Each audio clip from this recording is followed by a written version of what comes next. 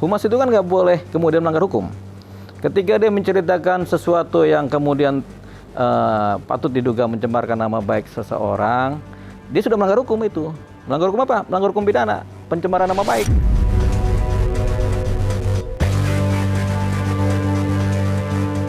Ini pelajaran untuk kita semua. Yang sudah cerai, ngapain banding? Emang mau diteruskan? Mau sampai kasasi? Mau apa yang dicari?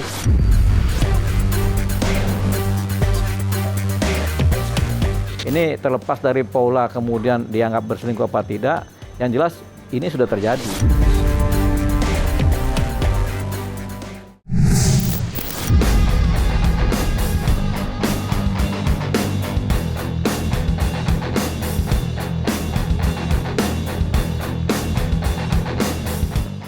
Drama kandasnya bahtera rumah tangga pasangan selebritis Baim Wong dan Paula Verhoeven masih bergulir liar, menyisakan kisah pilu yang tak bertepi. Miris memang apa yang terjadi, perjalanan asmara yang mereka arungi selama lebih dari 6 tahun, kini justru menghadirkan luka mendalam yang teramat pedih menggores hati. Bagaimana tidak, seiring perjalanan perceraian mereka, begitu banyak fakta-fakta tersembunyi bersifat pribadi yang justru tersebar kemana-mana.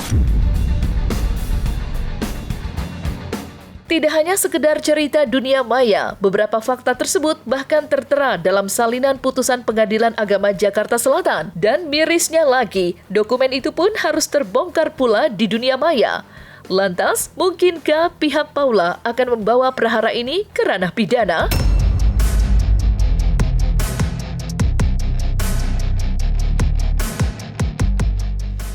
Humas itu kan nggak boleh kemudian melanggar hukum. Ketika dia menceritakan sesuatu yang kemudian patut diduga mencemarkan nama baik seseorang, dia sudah melanggar hukum itu. Melanggar hukum apa? Melanggar hukum pidana, pencemaran nama baik. Langkah Paula melaporkan ini sah-sah saja. Jadi langkah yang tepat juga. Mengingat apa? Mengingat ada 3 kategori yang patut diduga melanggar hukum dalam penyampaian hakim atau penyampaian humas. Yang pertama, label negatif. Label negatif misalnya dibilang durhaka. Itu label negatif yang bisa disebut sebagai pencemaran nama baik dan itu melanggar undang-undang hukum pidana. Yang kedua mengenai penyakit. Kalau disebutkan ada penyakit bla bla bla bla bla. Nah, itu juga melanggar undang-undang kesehatan, kedokteran, undang-undang kedokteran sama privasi. Nah, kan itu melanggar, bisa dia dilaporkan, paling tidak itu. Ini terlepas dari Paula kemudian dianggap berselingkuh apa tidak, yang jelas ini sudah terjadi. Pelanggaran-pelanggaran hukum yang kita duga terjadi karena itu tadi 3 label tadi, 3 poin tadi. Tentu yang akan dipersoalkan kami akan susun, tapi utamanya adalah alasan-alasan perceraian yang saat ini distereotipkan atau distigmakan kepada Ibu Paula. Urgennya adalah ini adalah ikhtiar untuk mendapatkan keadilan, juga ikhtiar untuk mengembalikan harkat dan martabat Ibu Paula sebagai perempuan dan sebagai ibu. Jadi kalau dalam putusan isinya apapun itu lumrah saja, karena dalam putusan itu juga mencakup dalil-dalil dari penggugat maupun tergugat gitu. Jadi isinya tentang penyakit, tentang uang, tentang pertengkaran, tentang perseteruan, tentang bukti-bukti, itu boleh apa aja dimasukkan dalam suatu putusan. Cuman kemudian persoalan mengenai putusan yang dipublikasikan itu juga boleh juga. Jadi hampir semua putusan yang ada di pengadilan negeri, pengadilan agama, Mahkamah Agung, pengadilan tinggi, itu kemudian diekspos sebagai suatu putusan yang bisa dipublikasikan dan bisa semua orang tahu.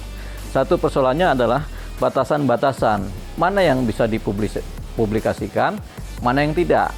Itu yang tahu adalah sebenarnya dari tim manajemen administrasi dari Mahkamah Agung, dari pengadilan agama, dari pengadilan negeri, dari pengadilan tinggi. Mereka yang mengkontrol ini sebelum dimasukkan ke website. Apa saja yang bisa kemudian tidak boleh dipublikasikan? Misalnya mengenai yang terkait dengan undang-undang kedokteran, bahwasanya sakit penyakit apapun juga tidak bisa dipublikasikan. Dokter nggak bisa, berarti kan hakim juga nggak bisa mempublikasikan. Berarti ketika dalam putusan ada mengenai penyakitnya sendiri tidak bisa dipublikasikan karena itu terkait dengan undang-undang kedokteran juga, undang-undang kesehatan gitu, dan privasi dari pribadi-pribadi yang terlibat di dalamnya. Sebenarnya pihak Mahkamah Agung sudah tahu, pihak Pengadilan Agama sudah tahu, Pengadilan Negeri sudah tahu, bahkan Pengadilan Tinggi sudah tahu mana yang boleh dipublikasikan, mana yang tidak, terkait dengan undang-undang dan undang-undang kedokteran maupun hukum pidana. Misalnya ini berpotensi mencemarkan nama baik, misalnya apa?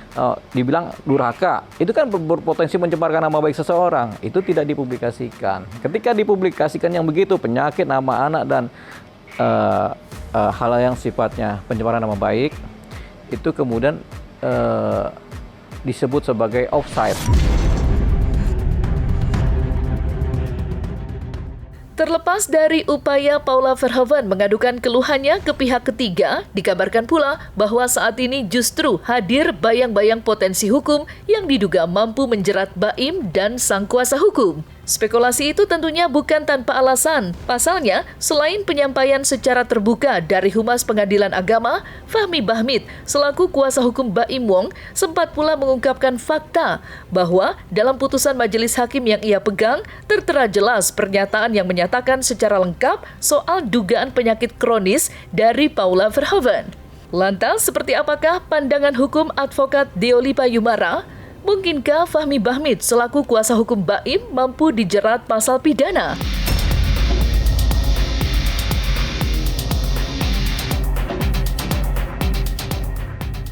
Pengacara cuma bicarakan fakta, tapi fakta juga ada fakta yang mencemarkan, ada fakta yang memang benar-benar fakta. Begitu. Jadi kayak penyakit ini kan ada undang-undang kedokteran. Disebutkan oleh pengacara, oh ini ada penyakitnya ini. Lah kan ada undang-undang kedokteran yang melarang itu. Berarti kan dia melakukan pelanggaran terhadap undang-undang kedokteran. Apakah mencemarkan? Kalau bisa dianggap sebagai mencemarkan oleh si pihak yang dirugikan, ya masuklah pasalnya. Begitu. Jadi bisa kemudian dilaporkan. Bisa juga dilaporkan ke kode etik profesi. Itu putusannya 121 halaman, saya tidak perlu bacakan siapa majelis hakimnya. Yang jelas diputuskan pada tanggal 16 April di dalam sidang terbuka untuk umum. Pengacara tidak bisa dituntut. Kenapa? Karena melakukan pekerjaannya. Tapi kalau terkait dengan pencemaran nama baik seseorang, itu ada pidananya. Kadang-kadang pengacara asal jadi pengacara juga kadang-kadang nggak paham juga. Nggak paham mana itu kode etik, mana itu undang-undang, kaitan antar undang-undang. Kadang-kadang akhirnya sembarangan aja bicara. Dan selalu berlindung di balik kata pengacara tidak bisa dituntut oleh hukum. Tapi kalau dia sudah melakukan pidana ya bisa dituntut oleh hukum. Iya, Ibu Paula akan berupaya maksimal untuk mengembalikan nama baik, harkat dan martabatnya sebagai perempuan, sebagai ibu gitu ya, terhadap tuduhan-tuduhan yang distigmakan.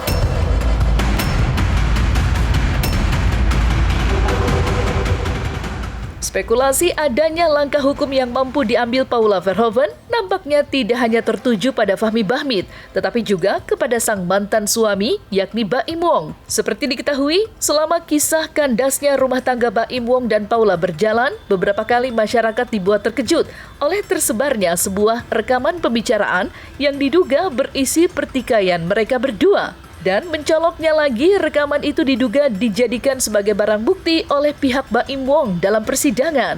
Namun, spekulasi itu belum bisa terjawab dengan pasti. Apalagi keterlibatan Baim Wong dalam penyebaran rekaman itu juga belum mampu terjawabkan hingga sampai saat ini. Lantas, akankah Paula Verhoeven membuat laporan pidana terhadap sang mantan suami?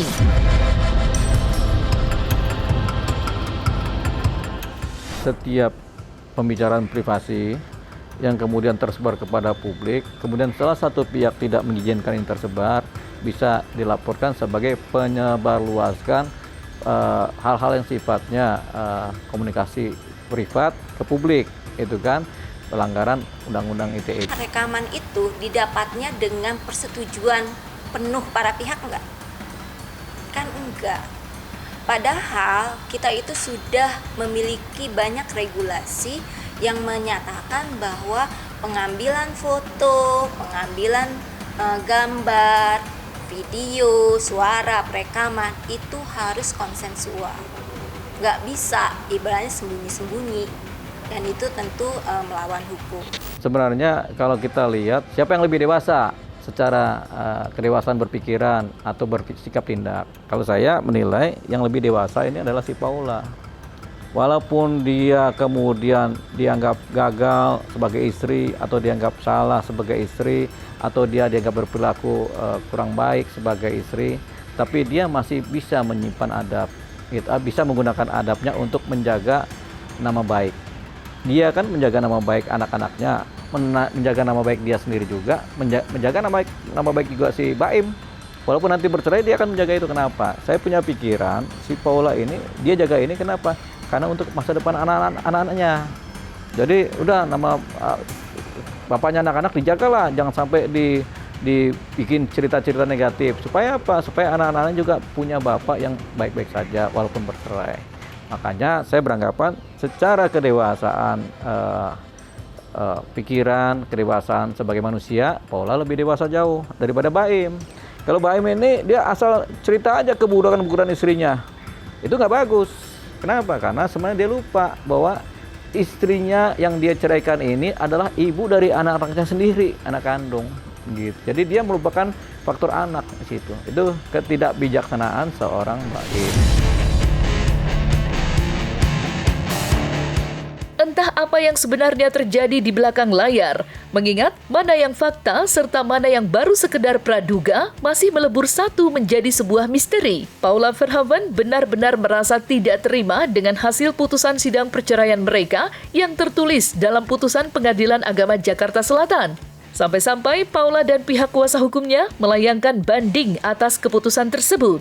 Namun menariknya, aksi Paula yang mengajukan banding nampak memancing reaksi berbeda dari advokat Herdian Saksono. Lantas seperti apa pandangan Herdian Saksono? Benarkah ia merasa langkah itu tidak tepat?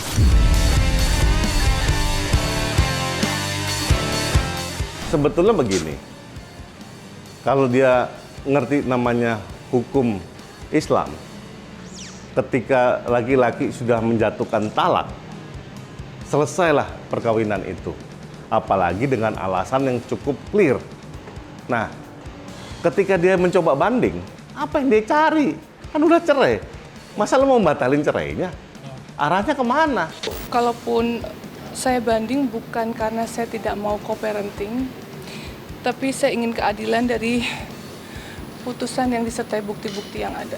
Silakan membantah, yang jelas dari fakta-fakta di persidangan semua terungkap.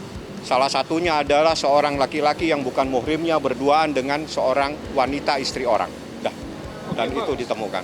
Logikanya, kalau misalnya dia ingin memperbaiki putusannya, ya harusnya ngomong baik-baik aja dari awal. Bersepakat, udah selesai. Nah, kalau begini, benar kata pengacaranya Baim, sudah pernah disampaikan dan dibuktikan. Artinya pertimbangan-pertimbangannya itu clear. Hakim majelis pemutus perkara cerainya mereka berdua sudah mempertimbangkan seluruh apa yang dikomplain.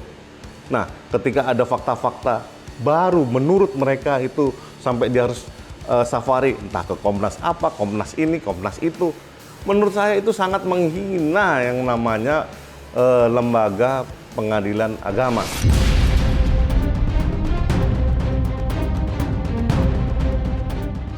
Tegas Herdian Saksono menentang langkah yang diambil Paula. Sampai-sampai pihak Paula disebut Herdian telah melakukan dugaan penghinaan terhadap lembaga agama. Karena yang dipegang oleh Herdian Saksono adalah satu, yakni bila seorang suami telah menjatuhkan talak, maka pada saat itu pula pernikahan telah selesai. Oleh karena itulah, Herdian berharap huru-hara perceraian Baim Wong dan Paula Verhoeven dapat menjadi pelajaran bagi masyarakat Indonesia.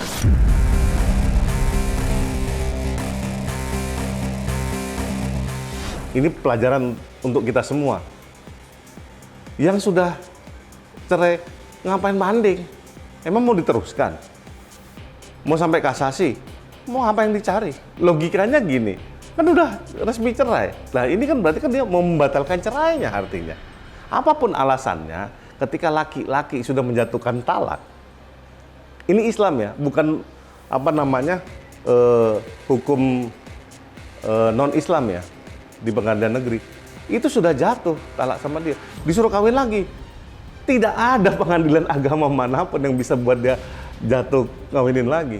Itu yang makanya saya agak lucu ini. Orang ini belajar, ini bukan hukum loh, hukum biasa. Ini hukum agama. Sekali dia sudah menjatuhkan talak, selesai dia. Di pengadilan agama Islam, hukum itu hitam putih, tidak ada interpretasi. Ketika memang dibuktikan memang sudah terbukti, artinya clear. Hal tersebut sudah pernah diuji dan majelis memutus, oh dia setuju bahwa ini betul dalilnya. Nah, makanya jangan main-main di situ. Makanya ada proses yang namanya mediasi, ada proses namanya pemeriksaan saksi-saksi. Nah, ketika jawab jinawab itu juga harus dibantah. Jadi kita jangan lebay lah. Ini menurut saya yang dipertontonkan antara Paula dan Baim Wong ini nggak lucu. Ini nggak lucu sama sekali. Karena kalau dia memeluk agama Islam, ya itu aturannya. Logika ketika dia mencoba banding dengan alasan bahwa ini loh pertimbangannya nggak pas, menurut saya itu perbuatan yang sia-sia.